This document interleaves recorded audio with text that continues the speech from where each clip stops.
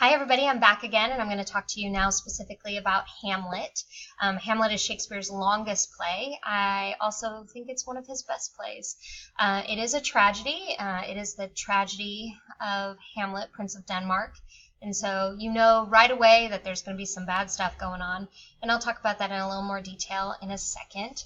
It does take on the structure of all of Shakespeare's plays, whether it be a comedy or a tragedy or history or a romance. They all had the same structure. There are always 5 acts, and I'm going to now draw something for you as I also talk and try to record myself, so this should be entertaining for you guys at home. But Shakespeare's plays basically follow kind of the same pattern every time, and I'm hoping that I do this correctly because I know that things on camera are reversed. But basically, there's always an uphill motion in a Shakespeare play. So from here in, I don't know if you can see that. Whoa, yay, okay. So there's an uphill motion in Shakespeare's plays, and that's why I built this trajectory here going up. So Act 1, you get a lot of characters, you get a lot of information, a lot of setting, and so it's kind of an uphill battle for the first 3 acts. Act 2, you get the rising action, so more information, more complications, more characters. When you finally get up here to the top, this is Act 3, and Act 3 is always a turning point, and this is where the play turns either into a comedy or a tragedy. In a comedy, it's going to be some sort of mistaken identity or something weird happens, but in a tragedy, there's going to be a moment where it all could have been okay, and instead things get really bad really fast. And you're going to notice that in Act 3. Act 3 is pretty long. But I wanted to show you there is definitely an uphill motion, so it takes way longer to read the first 3 acts than it does to read the second or the last 2. Because what happens then is with Acts 4 and 5, you get that falling action, right? And so, of course, when you're falling, you fall much faster than when you're trudging uphill, right? I'm not sure if you can still see this. So with the falling action, you get movement toward the end or the idea, and then the climax and the denouement typically in Act 5. In a Shakespearean tragedy, Act 5 is going to be filled with a lot of death. So there's death from Act 3 on, lots and lots of death, and you're going to get that. Remember that in a comedy, everybody gets married at the end, and in a tragedy, everybody dies at the end. Now, Hamlet is really interesting because it utilizes Aristotle's view of tragedy. Aristotle was trying to figure out what is tragic when he created this idea of what is tragedy. And what he realized was that human beings, I'm just deciding, I'm going to move a little bit. Human beings need a mixture of pleasure and fear to really feel cathartic or to experience catharsis, and that true tragedy should induce catharsis in an audience. And by the pleasure of pity and fear, what it is that if you have the fall of a really good man, right, so a really good guy who always makes good choices and does everything right, we see that as injustice or an evil. If you have the fall of a bad man, somebody who makes bad choices, then we just see that as justice. That's good, right? But what you need is somebody who tries to do good and try to make good choices, but doesn't always do that. And if that person experiences tragedy, it's relatable to us. So we have this pleasure of we feel bad for him because he's trying so hard, but we also feel fear because what it is we realize we're human like that too. We make good choices, but sometimes we make bad choices. And so that pleasure, that mixture of the pity and the fear induces pleasure, which induces catharsis, which allows people to really experience tragedy. Now, Aristotle also thought that a tragic hero should experience certain things. So these are hubris, hamartia, and anagnorisis, right? Hubris is that tragic flaw. It's always pride, always pride. So hubris equals pride, tragic flaw.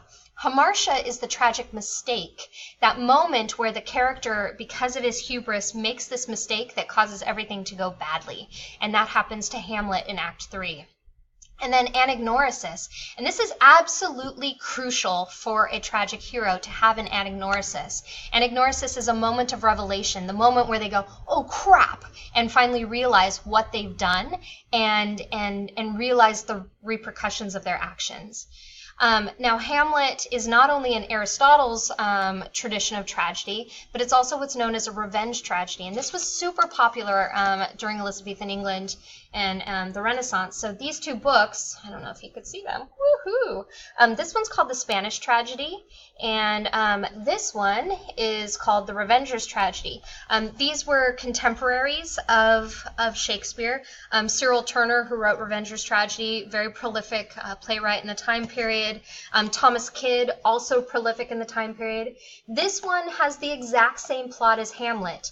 It takes place in Spain, but the main character's name is Amleth, with an H on the end rather than on the front, and his best friend is Horatio, just like the best friend in Hamlet. Hamlet, remember, the story is an actual story that people would have recognized and known at the time, and it was very popular to use it to try to kind of sell an audience. But the thing is you've probably never heard of these dudes, but you've heard of Shakespeare. And the reason for that is because Shakespeare had this beautiful ability to integrate humor in the midst of tragedy. What he did was he realized that things are not always sad all the time or happy all the time, but instead that you have a mixture. And so his plays definitely encapsulate the human condition in that there's good and bad. And that comic relief that is in a Shakespeare play is absolutely essential to these other Aristotelian views of tragedy. So often in Hamlet, you'll get this really terribly sad scene, and then the next scene will be kind of this laughing comical scene, and then there'll be the depths of the tragedy, and then something very comical will happen. And that's more like real life, and I think Shakespeare recognized that. Characterization too. Again, I'm going to break out my cool, groovy whiteboard here, because if you were in class right now, that's what I would be doing. I'd be teaching you using the whiteboard. But you can look at any Shakespeare play. You could probably do this with almost anything. If you want to figure out why there's conflict in something, in a story or in a book, you can figure this out. So what happens is that we as human beings, we're supposed to be in balance, right? So basically we look like this. The circle up here would be our intellect, right? Our brain. This square right here is your emotion, and then the body are these legs. And when everything is balanced, when they're all the same size, right? Then the character is in balance and there's no conflict. However, right, when you get somebody who doesn't think a lot and doesn't feel a lot, but has a lot of action, right? Then you get a character who looks more like that second drawing there. Somebody like Romeo, right? Or maybe even more Tybalt, right? In Romeo and Juliet. This is a character who sorry, this one. This character is out of balance, and that creates the conflict. Someone like Juliet, right? Juliet doesn't do a lot of thinking. She does a lot of feeling. And then she doesn't really act much until she decides to kill herself at the end, right? But, hello, me learning to use the whiteboard on the camera is actually super entertaining, so I hope you're enjoying this as much as I am. But you can kind of see Juliet there with her giant heart ruling everything. So what you can do is you can usually find the source of conflict and tension and all the other things in a story by figuring out how the characters are out of balance. To be honest, Hamlet is a guy who thinks a lot and acts very little. So he would look more like this. So he's actually got super big head, right? No, need the camera. Where is the camera? There it is. So he's got a super big head and a pretty big heart and very tiny legs because he doesn't want to do anything. It's actually the source of the action. He finds out very early on in the play what he needs to do, but it takes him all 5 acts to make it happen. So he's not really a dude of action, and that's, I think, a big part of the play. Another part to this are the soliloquies. There are 9 total soliloquies in Hamlet. Not all of them are Hamlets. I believe it's 6 are Hamlets, and the other 3 belong to Claudius and other characters. But remember that a soliloquy is essentially the voiceover, right? It's an opportunity for the character to speak directly to us, the way that on a sitcom, a character could talk directly to the audience through a voiceover. And that soliloquy is going to give you a lot of information about what's going on internally. So Hamlet's speeches usually follow the same pattern. He bemoans his state in life, he then dwells on the past, and then he comes up with an action plan. And sometimes his action plan, because he's a dude who doesn't act, sometimes his action plan is to not act at all. And so that is an interesting thing. In one of his soliloquies, you'll see that there is no action plan because he gets cut off by Ophelia before he's actually able to finish it. But you can see as you go along. With Claudius, the soliloquies are an opportunity to actually know that what Hamlet thinks about him is actually true and that it's really going on. So just pay close attention to the soliloquies as you're reading. Thematic topics, these are traditional Shakespearean thematic topics, things like appearance versus reality, that things are not always as they appear. That's particularly important, and you can see it as you read the text. You'll notice line after line after line that goes directly to that thematic topic. Class differences and social status, the relationship between Hamlet and Ophelia, and the way that the characters interact with each other. You can see for sure the class difference, and that status and stature are important. Gender issues. There are only 2 female characters in this play, Gertrude and Ophelia, and they really, much like the characters in Watchmen, much like the female characters in The Stranger, are really there more as props, kind of manipulated by the men in the story, or used by the men in the story. Very interesting. Revenge, since I already talked about revenge tragedy. Revenge tragedies, by the way, all kind of followed the same format in Shakespeare's day. They had a play within a play, they had a ghost, they had a best friend, they had a gruesomely bloody ending, they had a suicide, they had all of these things that were typical of a revenge tragedy. And so revenge is definitely a big part or a thematic topic of the book. Free will versus destiny is also in here. This idea of, can you outrun your destiny? How much of it is based on your choices? How much of it is based on just where you're born and the situation you're born into? What's interesting is Hamlet is kind of a control freak. I think this is one of the reasons why it takes him so many acts to make things happen. It's just because he wants to control every single piece of it. And you can see this a lot in the play when he does the play and he wants to put it on in Act 3. You can see it in the way that he wants to destroy the people around him, but just feels uncomfortable about it. The last thematic topic that I wanted to put out there is evil destroying itself. And you'll see this, that the characters, the things that they do, the bad choices that they make, the evils that they do, actually wind up coming back and biting them and killing them and destroying them. And so just pay close attention to that as you're doing your reading.